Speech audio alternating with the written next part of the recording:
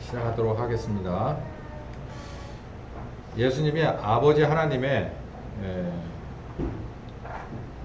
명을 받고 마지막 카드로 오셔서 아버지 하나님을 드러내는, 아버지 하나님이 이런 분이다라는 걸 보여주시는 마지막 주자로, 릴레이 경기의 마지막 주자로 오셔서 세 가지 일을 하시는데, 첫 번째 일은 아버지 하나님이 너희를 구원하실 것이다 라고 하는 창세기 3장 15절의 연장선이, 그것에 관해서 조금 더 자세히 들어가서 선지자들이 가르치지 못한 것 혹은 가르쳤던 것에 뭐랄까요, 확장판 혹은 주석을 붙여주는 것, 대표적인 게 산상설교라고 그랬죠. 그런 일들을 쭉 하십니다. 그래서 그때 예수님은 어떤 마음을 가지고 하셨냐면, 아버지가 나를 보내셨기 때문에 나는 내 생각과 판단은, 내 기준은 잠시 뒤로 하고 아버지 것이 가장 우선이다 라고 그렇게 하셨다는 거예요. 제가 이거를 왜 자꾸 연속해서 계속 말씀드리냐면, 성령께서 우리에게 예수님을 증거를 해주시는데 그 부분을 굉장히 중요하게 보신다는 거예요. 그런 얘기도 이제 진행될 겁니다. 두 번째, 예수님이 아버지 하나님이 보낸 마지막 주자로 오셔서 아들로서 두 번째 우리에게 말씀해 주시는 게, 성경은 요한복음에 주로 나오고 그리고 많은 분량은 아니더라도 보혜사 성령에 관한 이야기를 합니다. 성령에 관한 이야기를 해요. 구약 성경을 여기저기 다 들여다봐도 성령이라고 하는 단어나 그런 문맥을 찾는 게 쉽지 않습니다. 뭐 시편 쪽에 조금 있는데 그것도 신약과는 전혀 상관이 없어요. 그러면 이제 성령, 소위 말해서 성령 시대, 그 말은 좀 틀린 말이고요. 성령님은 오셔서 당신을 증거하는 게 아니라 예수님을 증거하기 때문에, 사실상 예수님 시대의 사역자는 우리 믿는 사람, 우리 사람 말고 성령님이시죠. 그래서 이 보혜사라고 하는 분을, 그러니까 이 영이신 하나님의 두 가지 특성을 말할 때 가르치는 선생님 역할을 하는, 이게 보혜사라고 하는 단어예요. 선생님, 티처거든요. 가르쳐 주시는 성령님에 관해서 논해놨고, 이제 사역하시는 성령님에 관해서 논해놨어요. 그러니까 이 성령님에 관해서 예수님이 말씀을 하셨다. 그게 예수님이 이 세상에 오셔서 아버지를 드러낸 것 중에서 두 번째 거다라는 거예요. 이게 어쩌면 이게 제일 중요한 걸 수도 있습니다. 이게 열쇠인데, 예수님의 사역 중에서 예수님이 이렇게 시작해 놓은 것이 보혜사 성령에 관한 얘기를 해놔요. 그래서 이게 넘어가면서 지금 예수님이 부활승천하신 지금은 사실상 이 보혜사 성령님과 그리고 사역하시는 오순절 성령님 간의 그런 사역장이 된 거죠. 그것도 제가 한번 다 찾아봤습니다. 성령님에 관한 얘기를 해놓은 데가 요한복음 14장 16절에서 18절에 다른 보혜사를 여기 할 때 영이신 하나님에 관한 얘기를 안 하고, 보혜사라고 하는 것은 예수님 당시에 보혜사를 처음 얘기하는 거거든요. 이 보혜사라는 얘기를, 그러니까 다른, 나 말고 다른 선생님을 말하는 거예요. 그러니까 보혜사는 그냥 스승님하고 좀 다른 게, 학교라고 하는 특정한 장소에서 특정한 시간에 특정한 것만 가르치는 것이 선생님이에요. 그때나 지금이나. 근데 이 보혜사는 그게 아니라 모든 걸 다 가르쳐 줍니다. 뭐 학교에서 배우는 기본 과목뿐만 아니라 뭐라 그래야 될까요? 뭐 수영, 승마, 악기, 뭐 예절, 이런 것까지 다 가르쳐 주는 거예요. 그러니까 보혜사 성령은 입주하는 거예요. 같이 24시간 있으면서 모든 것을 다 가르쳐 주는 분이에요. 그러게 예수님이 그런 역할을 했거든요. 하나님의 나라에 대해서, 하나님에 대해서 입주 가정교사처럼 제자들을 이렇게 교육시키다가 이제 떠날 때가 다 돼서 예수님이 이제 가야 되는데, 이제 어떻게 하면 좋나 라고 할 때 그 얘기를 한 거예요. 이제 다른 선생님이 너희들에게 올 거라는 거예요. 그러니까 뭐 학원도 마찬가지, 학교도 마찬가지, 선생님이 바뀌는 건 애들한테는 굉장히 스트레스거든요. 그것처럼 이 제자들이 스트레스를 받기 시작했어요. 아이고, 같이 정들을만 하니까 저 양반이 떠난다네. 스트레스를 받기 시작을 했는데, 이제 그러면서 나오는 얘기가 이제 17절에 진리의 영이다라는 얘기가 나와요. 그러니까 이 얘기가 휘발유를 던진 것처럼 더 이제 스트레스가 더 쌓이는 거예요. 예수님은 0이 아니잖아요. 6이잖아요. 6으로서 오셔가지고 보혜사로서의 책무를 다 감당을 해줬단 말이에요. 먹는 데서부터 입는 데 마시는 데 자는 데부터 가르쳐야 될 거 뭐 이거 다 알려주신 분이었어요. 몸을 입은 사람으로서. 근데 이제 내가 가면 다른 선생이 바톤 타치하고 올 텐데 그분은 0이래요. 그러니까 0은 몸이 없잖아요. 그러니까는 눈으로 볼 수 없고 만질 수 없는 그런데 떠나가는 선생님 입에서 다음번에는 그러니까 이런 거죠. 예를 들어서 학교에서 선생님이 가면서 다음번엔 AI가 와가지고 니네 가르쳐 줄 거야. 이런 거하고 똑같은 거죠. 스트레스 받는 거예요. 그런데 그분이 오시면 너희와 함께 있을 거다. 그러니까 예수님도 함께 있었잖아요. 똑같이 함께 있을 거고 너희 속에도 있을 거다라는 얘기를 해요. 그때 스트레스만 계속 쌓이는 거예요. 이게 우리들 시점에서 이걸 보면 이게 무슨 얘기인지 이제 사도행전을 훨씬 넘어서 지금 왔으니까 이게 다 이해가 되지만 그 당시에 이걸 처음 듣는 제자들 입장에서는 정말 억장이 무너지는 얘기였을 거고 이건 정말 이해할 수 없는 얘기죠.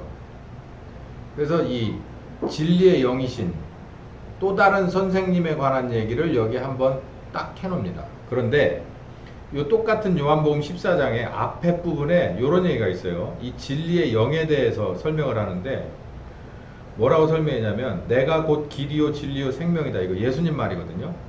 아버지께로 올 자가 없다. 이 얘기를 했으니까 진리라고 하면 이게 누구라고 보면 되겠어요? 진리라고 쓰고 뭐라고 읽으면 되겠습니까?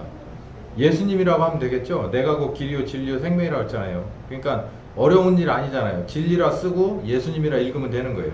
예수님이 진리, 진리가 예수님 이렇게 보면 되는데 그러면 이걸 다른 말로 하면 예수님의 뭐가 되는 거예요? 영이 되는 거죠. 그러고 따지고 보면 세 분이 한 분이잖아요. 우리 삼위일체 얘기하고 있잖아요. 그러니 이제는 몸을 입으신 하나님이 와서 보혜사 하셨다면 선생님 하셨다면 이제는 영이신 하나님이 와서 선생님 해주겠다 얘기고 몸을 입은 하나님이 와가지고서 가르쳐주는 건 사람의 귀로 눈으로 행동으로 이렇게 해서 느끼고 여기까지인데 영으로 오신 선생님은 어떻게 하냐면 우리 속에 있는다라는 거죠. 그러니까 예수님이 뭐라면 딱 잘라 말해서 요즘 애들 말대로 딱 깨놓고 말해서 내가 차라리 가고 선생님이 바뀌는 게 니들한테는 좋다. 그렇게 말한 거예요.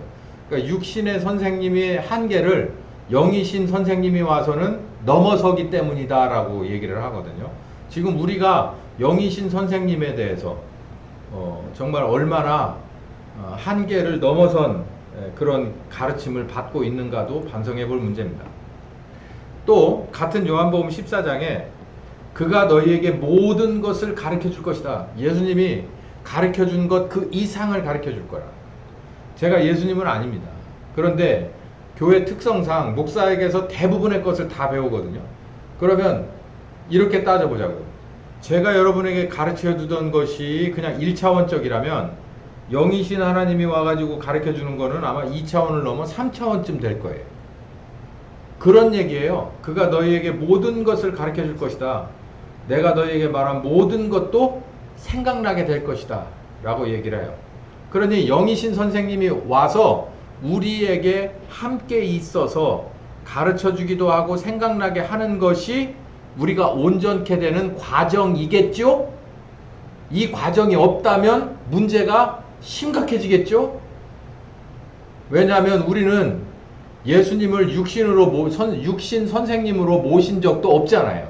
전 예수님이 아니에요. 저하고 어떻게 예수님하고 비교가 됩니까?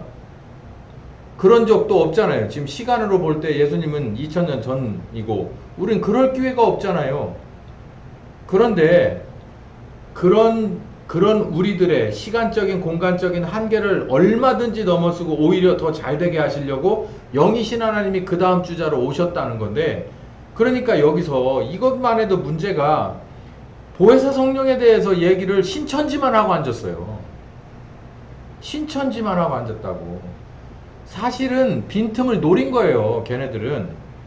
우리가 이 보혜사 성령에 대해서 꽉 잡고 있어야 되는 거예요. 소위 말해서 그 이단이니까 우리가 뭐 정석이라면 정석교단에서 신학적으로 그리고 실제적으로 교회에서 그리고 여러분의 신자들의 삶 속에서 이 보혜사 성령의 부분이 정확하게 실증돼서 각자에게 과정 속에 있었어야 된다고요. 그러면 신천지 같은 애들이 와가지고 이상한 소리를 못해요.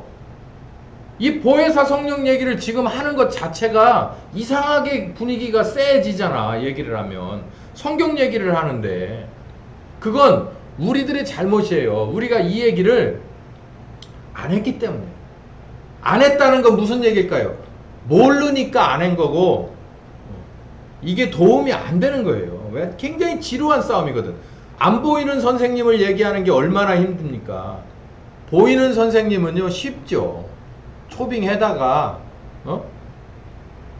배우고 듣고 이게 그러니까 거기에 잘못됐어요. 우리가 바꿔야 됩니다. 우리가 바꿔야 돼요. 이제 하나님이 이걸 바꾸길 원하고요. 우리가 그걸 나서서 모범을 보여줘야 될 사람들입니다.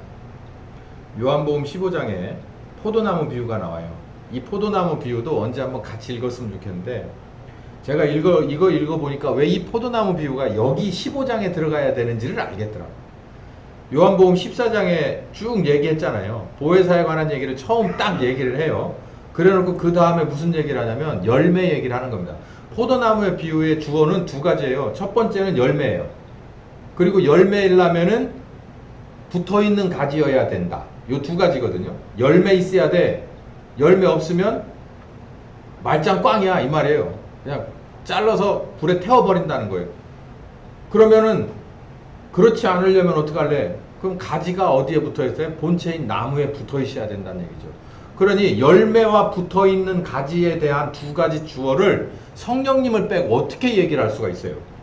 그러니까 14장에 보혜사 얘기가 나오고 바로 열매 없으면 소용없어. 열매 맺어야 되겠구나. 붙어있지 않는 가지는 소용없어. 그럼 내가 예수님께 붙어있어야 돼. 여러분이 어떻게 예수님께 붙어있을 수 있습니까? 지금 시간과 공간적으로요. 어디 계세요 예수님이? 어디다 붙여요? 그게 저한테 붙이려고 하지 말고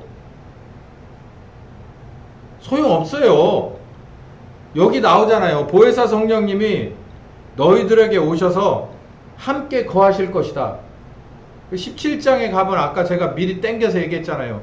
그 성령님으로 더불어 우리는 누구의 클럽에 들어가야 돼요? 삼위일체 클럽의 한 부분이 된다는 거예요. 이제 아시겠습니까? 그러니 교회는요, 신자는요, 정말 시온성과 같은 교회 무너질 수가 없는 거예요. 왜냐하면 우리가 어느 클럽에 들어가 있기 때문에 삼위일체 클럽에 들어가 있기 때문에 하나님을 무너뜨려야 우리가 무너지지. 하나님을 무너뜨려야 교회가 무너지는 건데 그 교회가 역사 속에서 그거 안 꺼져요. 앞으로도 두고 보세요. 우리나라 힘들어질 건데 그래도 교회가 무너지지 않습니다. 저 북한에도 저 중국에도 아마도 저 이슬람권 어딘가에도 복음의 씨앗이 떨어진 곳에는 우리 주님 함께 하셔서 성령님 함께 하셔서 지금도 면면이 호롱불 같더라도 켜 있을 거라고 저는 확실하게 믿어요. 우리 주님 앞에 가면 나중에 물어보자고요. 2022년쯤에 당신은 어디서 주의 제자로서 일하셨습니까? 라고 물어보면 답 나올 거 아니에요. 이 15장이 바로 그 얘기를 합니다. 그리스도 예수의 열매를 맺는 자가 제자다. 제자는 꼭 그렇게 열매를 맺어야 한다. 그러려면 보혜사 성령님과 하나 되어 배우고 따라가는 수밖에 없지 않냐 이 말이죠. 이 얘기를 누가 했다? 예수님이 했다. 누구의 사역자로 오셔서? 아버지의 사역자로 오셔서 얘기했다는 거예요. 그러니까 아버지 하나님이 다 계획을 해놓은 거예요. 이렇게 할 거라고 다. 그래서 예수님이 이거를 정확하게 우리 앞에 이렇게 개봉하신 거죠. 이 보혜사 요런 식에 관한 것은 구약에 없습니다. 있다면 에레미야 31장 31절이에요. 그게 그림자라고 한다면 이 본체는 여기고 이게 실제로 이루어진 것은 예수님이 부활하셔서 40일 동안이에요. 우리가 예수님 따라잡기 여러 번 했잖아요. 부활하신 예수님 따라잡기. 그게 바로 이 보혜사 성령께서 오셔서 제자들을 한번 싹 재교육을 시킨 거예요.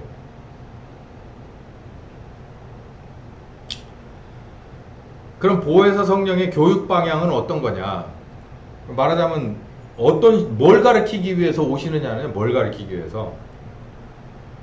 자, 우리에게 이제 뜬금없이 15장의 이 15장에 그 12절에서 15절에 계명 얘기를 합니다. 우리 계명을 알죠? 13장 34절에 나왔으니까 벌써 훨씬 전에 나온 얘기잖아요. 내가 너희를 사랑한 것처럼 너희도 서로 사랑하라 라고 하는 이 계명이 나오는 거예요. 사랑 얘기가 나오는데,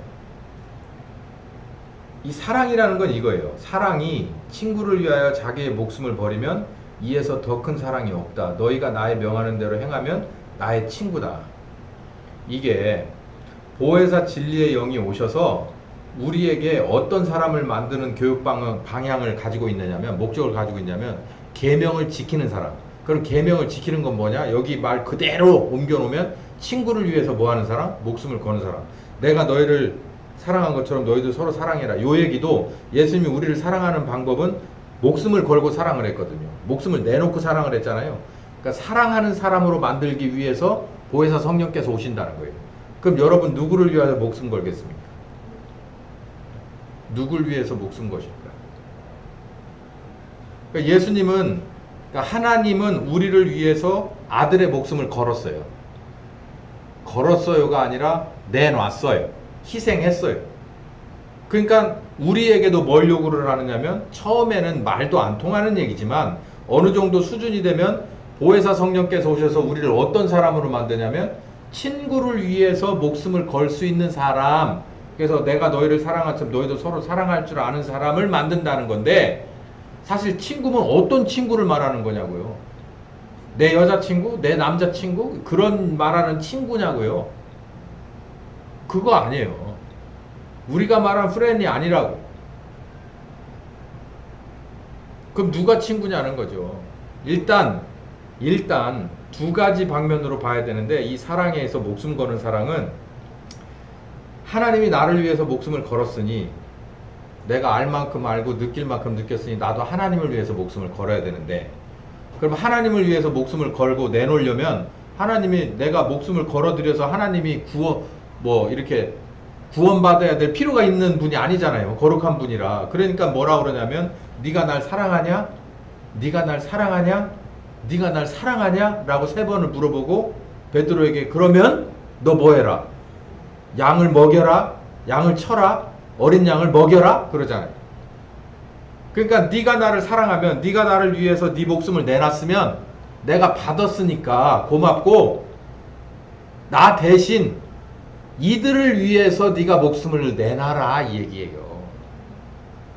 목사도 마찬가지, 집사도 마찬가지, 성도라면 누구나 다 마찬가지, 우리가 그리스도의 몸이라면 누구나 마찬가지, 우리는 기본적으로 그리스도를 위해서 목숨을 내놓을 수 있는 사람이 돼야 합니다. 그게 진정한 교회예요. 그건 아닌 것 같아요. 아직은 아닌 것 같아요. 괜찮아요. 너무 흥분하지 마시고. 그러나 거기가 제가 말씀드린 대로 보혜사의 교육 방향은 어디다? 바로 그 지점이다라는 것을 아시고, 여기 뭐라고 말씀하시냐면 15절에 이제부터는 너희가 뭐 할 수 있으면, 너희가 나를 위해서 목숨을 내놓은 사람이라면, 버린 사람이라면 너희를 이제는 종이라고 얘기하지 않겠다. 너희를 이제부터는 나의 뭐라고 하겠다? 친구라고 한다잖아요. 여기서 친구 얘기가 나오잖아요. 친구. 응? 이제는 친구. 그 친구를 위해서, 여기 봐요. 친구를 위해서 뭐 할 수 있는 사람? 목숨을 버린다고 하는 게 우리들이 말하는 사사로운 친구가 아니고 누가 되는 거예요? 하나님을 위해서 내 목숨을 내놓는 거예요. 그러면은 하나님이 나보고 종이라고 안 한다는 거예요. 뭐라고 한다는 거예요? 넌 내 친구다.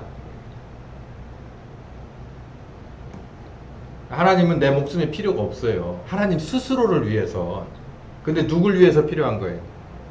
추수를 위해서 필요한 거예요. 당신의 일을, 당신의 나라와 당신의 뜻을 펼쳐내기 위해서, 누군가를 구원하기 위해서 필요한 거예요. 이거 여기까지 하고 나가야 될 사람 중에 가장 시급한 사람들이 선교사입니다.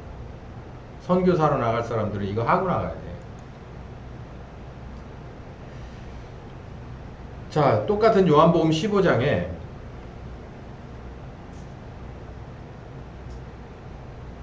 영이신 하나님, 가르치신 영이신 선생님과 제자들이 이제 뭐를 해야 되는가, 할 일을 여기에 이제 내놓으셨는데, 내가 아버지께서 너희에게 보낼 보혜사 곧 아버지께서 오시는 진리의 성령이 오실 때 그가 뭐 할 거라고 그랬냐면, 요거는 꼭 기억해 두세요.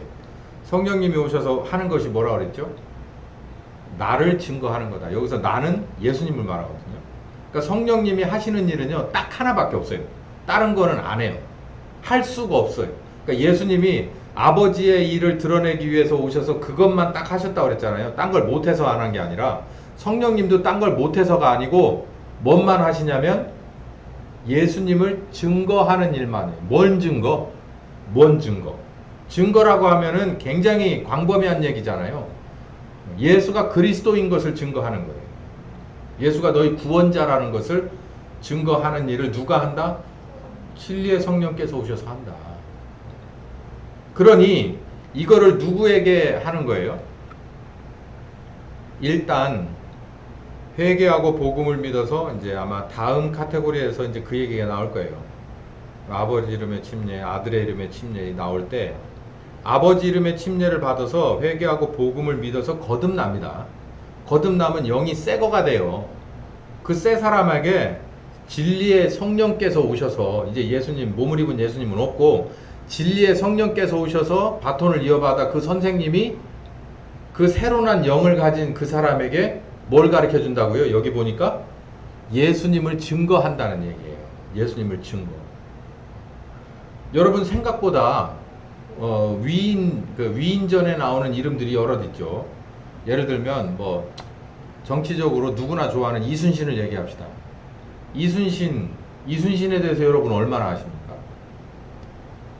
이름은 아시죠? 몇 년대 태어나서 몇 년도에 죽으셨나는 아시나요? 저도 모르겠습니다. 그분의 아버지가 이름이 뭔지 아죠? 엄마 이름이 뭔지 아세요? 성씨가 뭘까요? 아버지가 이신 건 분명하죠. 엄마 모르겠습니다. 왜 갔지 모르겠습니다.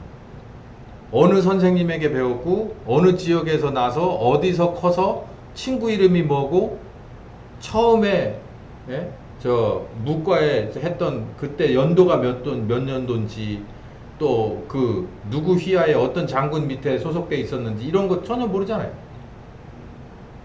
이순신 연구에서 박사 논문 썼나? 역사 공부한 사람도 아마 제가 말한 거 다 못할걸요? 그건 아마 논문 정도, 최소한 석사 논문 정도는 써야 나오는 거 아닐까요? 그래야 그걸 알죠. 여러분, 우리 예수님은 그리스도세요. 그리스도신데 그리스도에 대해서 여러분 얼마나 아세요? 성경에 나오는 것도 제대로 모르잖아요. 그 성경에 나오는 건 목사가 가르쳐 주면 돼요. 그건 이론이니까. 목사도 이론이죠. 이걸 가르치는 건 이론이에요. 근데 문제는 이게 이론으로 끝나는 게 아니라 이게 주관적인 체험이 돼야 되는 거예요. 여러분 개개인의 그걸 제가 어떻게 그걸 지도합니까? 어떻게 지도해요? 상담으로 지도해요? 상담은 할 수 있어요. 이런 케이스 이런 거다. 그런 건 내 입장에 의거해서 얘기해주고 성령님이 지혜 주시는 대로는 되는데 그게 정말 온전하게 그걸 세워주거나 다시 만들어줄 수는 없잖아요. 구조적으로. 그래서 진리의 성령께서 오셔가지고 예수님을 증거해 주게끔 만들어 놨단 얘기예요. 이 얘기가. 그러니까 교회는, 목사는, 시스템은 반드시 회개하고 복음을 믿어 거듭난 사람이 있다면 그 사람을 어디로 계속 끌어다 줘야 되는 거예요. 예수님을 아주 자세하게 증거해 주시는, 뭐 그럴 리가 없겠지만 예수님의 식성, 예수님의 옷 스타일 막 이런 것까지 아까 이순신 비유를 했으니까 예수님의 그 성격의 아주 미묘한 부분부터 쫙을 다 그걸 누가 설명을 해줘요? 신학 박사가 해요? 자료가 어디 있어요? 자료는 이 성경밖에 없는데 예수님에 대해서 나머지 자료는 다 B급이거든. 성경도 못 믿겠다는 세상 아니에요 요즘. 근데 예수님의 그 속마음에 대해서 어떻게 알 수 있어요? 여기 답이 있잖아요. 그래서 뭐 할 수 있는 사람까지 만드냐면 이 사람이 하나님을 위해서 목숨 놓은 사람까지 되게 만드는 건 그냥 놔둬서 되는 게 아니고 사람이 가르쳐대고 신학교 보내서 되는 게 아니에요. 여기 보면 뭐라고 그러냐면 진리의 성령이 그 사람에게 와서 그 사람을 그렇게까지 만들어 놓을 것이다라는 거예요. 그러니 우리가 그 부분을 집중 조명하고 할 수 있게끔 독려를 하고 계속 끌어갔어야 된다는 거예요. 우리 개신교 역사 80년에 평양부흥, 원산부흥 끝나고 나서 이런 얘기를, 저도 신학교 꽤나 오래 다녔지만 이런 얘기 들어본 적이 없어요. 이런 얘기 지금도 안 해요. 그러니까 엉뚱한 애들이 나와가지고 보혜사 성령 얘기를 하는 거예요. 그래놓고 비꼬는 거예요. 니네 목사 20명 30명보다 우리 집사 하나가 낫다고. 아니, 목사고 집사고를 떠나서 정말 창피한 게 뭐냐면, 보혜사 성령 얘기는 사실은 우리가 해왔고 우리가 역사와 전통이 있었어야 돼요. 그래야 이 얘기를 가지고 왜곡할 수가 없고, 이 얘기를 가지고 지금 저렇게 교계에서 이미 이제 저 사람들 못 건드립니다. 단일 교단으로 저렇게 큰 교단이 어디 있어요? 저렇게 부자가 어디 있습니까? 어느 교단이요? 장로교? 게임 안 될 것 같은데. 돼요? 요 대전만 해도 그 사람들 어마어마해요. 그렇게 큰 교회가 어디 있어요? 그 일사불란함 못 이겨요. 힘으로는. 딱 한 가지 방법밖에 없어요. 진리의 영이니까, 진리의 영이시니까 진리로 역사를 하시면 어디가 진짜고 가짜인지는 나오겠죠. 그러려면 우리가 지금이라도 여기 진리의 성령께서 오셔서 우리가 예수님을 배워야 돼요. 아주 미묘한 부분까지 배워야 돼요. 그래서 나중에 가서 결론적으로 내가 주님을 사랑합니다 라고 얘기해야 돼요. 나를 드리는 거죠.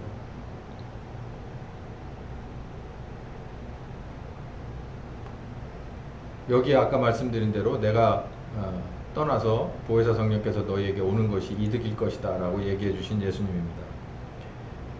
보혜사 제자에게 예수 그리스도를 증거하고, 제자도 세상에 예수님을 증거하는 이 일을 위해서 오셔서 우리를 먼저 가르치고, 가르침을 받은 우리가 성령님과 함께 나가서 다른 사람들에게 예수님을 증거하는 이런 일을 하게 하신다. 그래서 우리는 이 부분이 지금 제대로 되어 있지 않아요. 제대로 되어 있지 않아요 정도가 아니라 아주 잘못되어 있습니다. 잘못되어 있어요. 세상은 온전할 수 없습니다. 그러나 온전할 수 없는 세상 속에서도 예수님은 오셔서 온전함을 추구해 가셨거든요. 우리는 예수님을 믿는 사람이고, 그 예수님의 방법대로, 예수님의 원하시는 바대로, 성경대로 따라가는 사람이죠. 주목해야 될 게 진리로 우리를 인도해요. 진리의 영이시니까 진리로 인도해요. 진리는 진리라고 쓰고 뭐라고 읽는다고 그랬어요? 예수님이라고 그랬죠. 아들의 영광을 드러낼 것이다. 이게 바로 아들 하나님은 이런 분이다 라는 것을 드러내는 것이 영광을 드러내는 일이다. 그래서 예수님이 오셔서 우리에게 보여주신 것 두 가지, 세 가지. 한 가지는 아버지 하나님이 너희를 사랑해서 구원할 것이다. 천국은 이런 곳이다. 그리고 두 번째는 보혜사 성령에 관해서 그분이 오실 거다. 오셔서 하는 일이 뭐다. 니네는 이런 일을 해야 된다. 이런 얘기를 하시고, 그리고 마지막으로 십자가에 정말로 제물로서 죽는 실행, 여기 이제 실행이죠. 실행을 하십니다. 마태복음 26장에 예수님이 뭐라고 표현하셨냐면, 아버지께서 내게 주신 잔이다 라고 얘기를 했어요. 뭐를? 십자가를 지고 죽어야 되는 일이. 그러니까 주신 잔이다 라고 하는 게 또 이제 상징적인 얘기죠. 이건 임무라는 얘기죠. 우리 여기서 알아야 될 게 있어요. 제가 이 땅끝까지를, 우리 교회 이름이 예전에 땅끝교회였습니다. 처음에 시작할 때. 그리고 한 1년인가 지나서 하나교회로 바뀌었는데요. 땅끝이라고 하니까 주변에 있는 목사들이 윗분이나 아랫분이나 다 뭐라 그랬어요.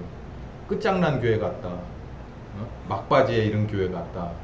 너무 세다. 별 얘기 다 있었는데, 그때 땅끝이라는 의미에 대해서 사람들이 아마 지금도 모르고 있을 거예요.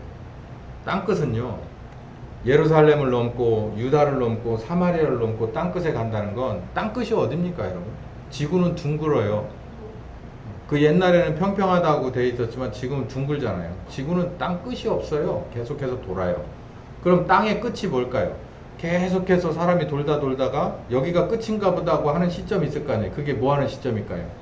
죽는 데예요. 죽는 데. 땅끝 교회는 주를 위해서 성령님과 가다가, 예수를 증거하기 위해서 성령님과 가다가 내가 마지막 숨을 몰아쉬는 자리가 땅끝이에요. 순교를 의미하는 거예요. 그래서 우리 교회 이름이 땅끝 교회였었어요. 여러분 중에 누가 개척하시면은 그 이름 가져가셔도 좋습니다. 네, 땅끝 교회. 얼마나 좋아요. 네, 영광스러운 교회죠. 네. 그러다가 이제 이름을 하나교회로 또 이렇게 바꿔주셔가지고 땅끝으로 가려면 하나 되는 것이 중요하다. 그래서 하나라고 해라. 그래서 은행 이름 같았는데 지금 침례교단 주소록을 보면 하나교회 겁나게 많습니다. 로열티를 받아야 될 것 같은데 제가 한 건 아니라서 달라고는 안 하고 있어요. 엄청 많아요. 저 할 때는 하나도 없었어요. 어쨌든 아버지께서 주신 잔이다. 임무라는 거예요. 임무. 임무는 해도 되고 안 해도 되고 아니면 못 해도 되는 게 아니에요. 임무는. 이게 우리는 그렇게 얘기하잖아요. 하다가 안 되면 그냥 돌아와. 이렇게 얘기하잖아요. 근데 예수님은 아버지가 내게 맡긴 임무는요. 그 어떤 것이라도 끝까지 가는 거예요. 이게 바로 아버지께서 주신 잔이라는 얘기예요. 우리는 어떠냐는 거죠. 아, 목사님 너무 셉니다. 괜찮아요. 지금은 할 수도 있고 못 할 수도 있고 안 할 수도 있어요. 그러나 목표를 어디에 두라는 거예요. 아버지가 내게 주신 잔은 반드시 내가 받아내야 된다는 거예요. 이게 아들의 자세라는 겁니다. 근데 그걸 어디서 보여주셨다고요? 십자가에서 보여주셨다고요. 죽음으로써 아버지가 내게 주신 잔을 받았단 말이에요. 우리가 친구라고 한다고 그랬어요. 생명을 내놓으면 친구라고 했어요. 생명을 내놨으면 어디로 가야 돼요? 생명 끝나는 대로 가야 될 거 아니에요. 그래야 우리가 친구가 되는 거지.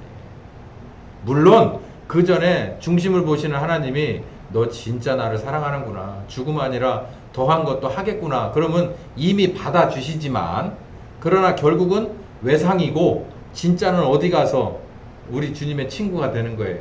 마지막 땅끝에 가서 되는 거예요. 아들도 그랬다는 얘기예요. 그래서 어디로 갔다? 기꺼이 다 말리는데 예수님도 바울도 어디로 갔다? 마지막 순교로 갔다. 이런 의미가 있어요. 아버지께서 내게 주신 잔. 요한도 똑같이 써놨습니다. 어쩌면 이렇게 마태나 요한이 성경 쓰는 스타일이 엄청 다르거든요. 극과 극이에요. 근데 요 예수님의 마지막 아버지가 내게 주신 잔이다 라고 하는 것은 똑같이 써놨어요. 똑같은 제자인 거예요. 예수님의 제자. 이사야 53장 1절에서 10절까지로 제가 그냥 눈물 날 것 같은 그 예수님의 그 장면을 그냥 상징적인 대로 돌렸습니다. 그건 패션 오브 크라이스트라고 하는 영화보다도 훨씬 더 읽는 게 더 잔인해요. 저는 마음이 너무 힘든데 패션 오브 크라이스트는 왜 제게 감흥이 없냐면 그 주인공은 아직까지 뭐에 있어요? 네? 살아 있어요. 개런티 많이 받고 좋은 차 타고.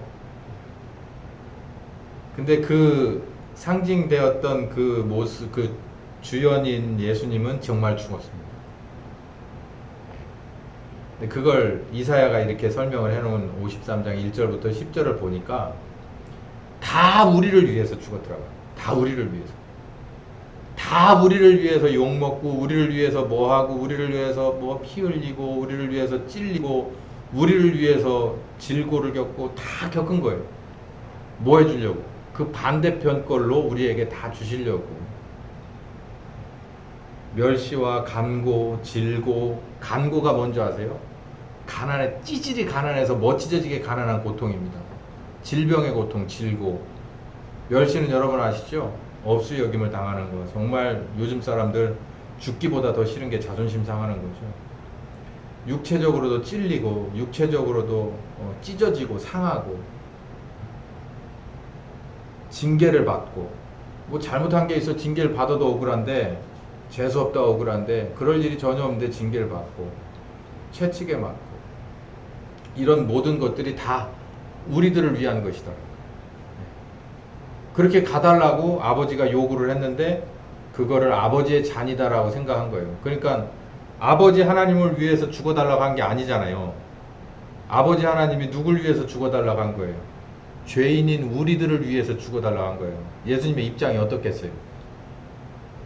아버지를 위해서 죽어달라고 그러면 제가 간이라도 빼놓고 죽겠지만 제 삼자인데 삼자가 쓸모있는 삼자도 아닌 것 같은 죄인들을 위해서 죽어달라고 하는 게 아들의 입장에서 정말 쉽게 받아들이기 어려운 거예요. 그 똑같은 장면이 요한복음 21장에 베드로에게 사명을 주시는 장면이잖아요. 이게 이 잔을 참 석연치 않은 이 잔을 그 힘든 잔을 받아내셨어요. 입을 열지 않고 받아가셨다. 자, 여기까지입니다. 예수님이 오셨으니까 성령 이제 아버지, 아들, 그 다음에 영이신 하나님에서 세 분인데 세 분이 하시는 일이 다 각자 다르지만 실질적으로 서로 부딪히는 일 없이 완벽하게 하나를 향해서 가신다. 하나님스러운 그런 세 분이시다 라고 하는 큰 제목 밑에 아버지 하나님이 어떤 분이고 그리고 아버지 하나님의 마지막 주자로 예수님이 오셨고 예수님이 오셔서 보여주신 것이 세 가지가 있는데 아버지가 너희를 사랑하신다는 요한복음 3장 16절과 그래서 구원하신다고 하는 것 그래서 더 나아가서 천국을 가르쳐주고 병자를 고치시는 것으로 삶을 사셨을 뿐만 아니라 그분의 자세는 아버지와 아들의 독립됨 아버지의 보내심을 받은 자라고 하는 메신저라고 하는 사역자라고 하는 철두철미한 그런 이 주관을 가지시고 그 선을 절대 넘지 않으신 예수님이다. 그리고 결국은 어디까지 가셨다? 마지막 십자가의 죽음으로 당신이 아버지를 사랑한다는 증거를 확실하게 증명했다. 당신의 고백을 증명했다. 자, 이제 다음 시간에는 이제 영이신 하나님, 성령 하나님에 관한 부분을 좀 더 공부하고 삼일체 하나님에 대해서 좀 더 깊게 들어가 보도록 하겠습니다. 기도하겠습니다. 감사하신 주님, 이렇게 정말 복잡한 주제를 하나님이 질서 있게 풀어내시며 일하셨던 것을 더듬어 보면서 우리들의 마음의 시작이 처음에는 어수선했지만 점점점 질서 있게 정리되어 가고 있습니다. 아버지 하나님과 아들 하나님을 배웠습니다. 이 자세 중에서 아들의 자세를 우리가 분명히 기억하게 하여 주시고 사역자로서 정말 철두철미하게 자신을 뒤로 부인하고 물리쳐서 아버지가 드러나실 수 있도록 그렇게 모든 것을 살아가신 우리 주님을 잊어버리지 않게 하여 주시고 그 주님이 우리를 위하여 예비하신 성령님과 더불어 우리가 배울 것 배우고 할 일을 다 끝까지 마칠 수 있는 우리 모두가 되게 하여 주시옵소서. 예수님의 이름으로 기도했습니다. 아멘.